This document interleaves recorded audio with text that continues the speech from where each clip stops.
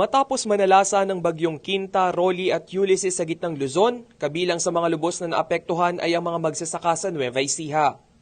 Kaya naman laking pasasalamat na Makabilog Maynabo Tambo Irrigators Association Incorporated nang makatanggap sila ng agri-machineries mula sa Department of Agriculture.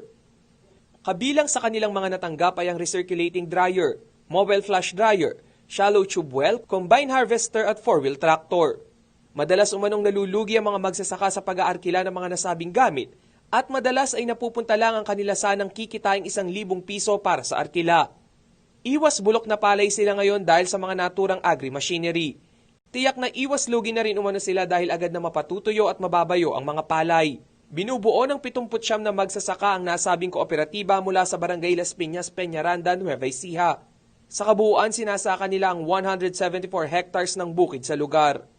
Samantala, ayon sa tala ng Department of Agriculture Disaster Risk Reduction Management Council, higit 275,000 hectares ng sakahan ang sinalanta ng nagdaang 3 bagyo. Katumbas ito ng 385,436 metric tons na production loss sa palay, mais, high-value crops, fisheries at livestock. Rainiel Pawid, CLTV News.